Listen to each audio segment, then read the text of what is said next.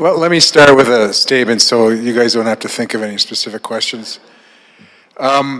It's been a busy few days here. Today we completed one trade, Pat Maroon for New Jersey's third-round pick in this year's draft, and J.D. Dudek, he's a forward at Boston College. Yesterday, we completed the Mark Letestu for Pontus Aberg trade. Forward from Nashville, right shot, plays both wings. And the day before, we had traded Brandon Davidson to the Islanders for third in 2019. We went into this deadline, as I said in my last availability, we went into this deadline to try and get returns that were more immediately would assist our organization. So the prospects, we did in one transaction, we didn't in two others. It was a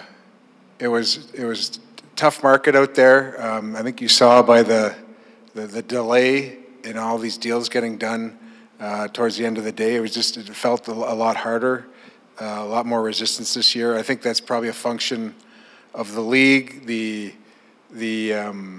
significance that is put on those young prospects, and I guess the next level would be those picks. So we're happy with what we did. It's not pleasant to be a seller, but we felt comfortable in our returns. We'll look possibly to use those picks to pick a player, but more probable that we try and use them to acquire a player in the summer. I spoke with Pat just briefly, Pat Maroon, and Pat's a good kid, good young man, and talked about his time here a little bit, and he was very thankful for what we resurrected his career, but he did a lot of that on his own. I had spoken yesterday with Mark Letestu, a classy guy. Again, thankful. He said he was thankful for the contract that we gave him. It's not often that players do that, so that I found that quite genuine. And then the day before that, I spoke with Brandon Davidson, and he's another good kid. So, so in a nutshell, that's a summary, and I'll leave the questions up to you. Peter, just the return for Maroon, is that what you had projected? I was trying the whole time to get a prospect. So. We did get a prospect. JD he's a good college player. He's a junior. He's got speed. He plays with some intensity. We have two other prospects in BC, so we've seen him quite a bit. Would have liked a prospect that was closer to playing, but happy with where it was. It was what I can tell you is it was a tough market. Like there was. I don't really know why. Maybe what I said earlier about the significance on the futures types of prospects, whether they're picks or prospects. But it was tough, and maybe part of it was our players, just in general, weren't as good as they were before, and I think that's in part perception, in part reality. So, but at the end of the day. It took to the very last second to get this one done, so happy I was able to get it done. Was there any fluctuation in what was being offered for Patrick? Did it increase as it got closer to the deadline? And was this something that came together today, or was it something that you had cooking for a couple of days? No fluctuation. It was just kind of, we were fourth or fifth on on the chart, and most of the teams have the same charts, and just the way it unfolded. Keep in mind, though, that it's a different process when you're asking for prospects, because picks, it's fairly linear. Prospects, it's like you have to sort through them with your own scouts. You have to sort through them with their scouts, with the GMs, and everyone has varying opinions. So it's harder. It's a harder. You get something that's more readily available to you. So that was the objective here. But it's a harder process. So, at the end of the day, we came up with two, and both as skill and speed. Maybe would have liked a little bit more for Pat, but happy with what we got for Pat in the context of the whole day. I expect the average fan is, not overly excited about what, not negative, but not overly excited about.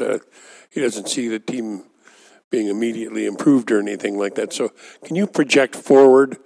You gave us your idea of what you were going to do going into this. It was pretty close to what you said. What is your general game plan that you can share going toward the draft? Well, again, so what I said before, Terry, was in this next little segment, I want to see progress. So it's a period of evaluation. And then we're going to look, once we're through the season, we're going to look and sort through the team's list and whatnot, and we'll look to make some changes here or there. But I can't unfold. What I can tell you is that the general theme is faster, quicker, move the puck better. And that will be a recurring theme throughout our planning process, and you'll hear it from me. As far as, I'm not going to project on any current players what I'm going to do with them, but I'd like to see progress, and this is a period of evaluation. Yeah, I guess. Oh, but the other thing is, you talk about the fans being, they can't really see that we've improved the team. It's tough. We don't like being sellers. And that's the way it feels. It feels like we're subtracting. So it's not. I mean, obviously the players don't like being moved around, but it's not a happy time either. I guess what that was in reference to was statements you'd earlier made about needing to find someone to play with McDavid and needing to find that offensive defenseman or whatever you want to call him on right side, and upgrading your goaltending, perhaps, that sort of thing. Are those things you have to do at the draft, or are those things you think are more likely you're going to do at free agency? I would say from now until then, that would be part of our objective. Like you look, there's trades, there's drafts, there's free agency. It's an ongoing process. Two things. Mike Camilleri, he fits the mold of a guy that would have been in play. Were you surprised that you couldn't make a move there? And where do you see Aberg playing on this team, in what kind of role? To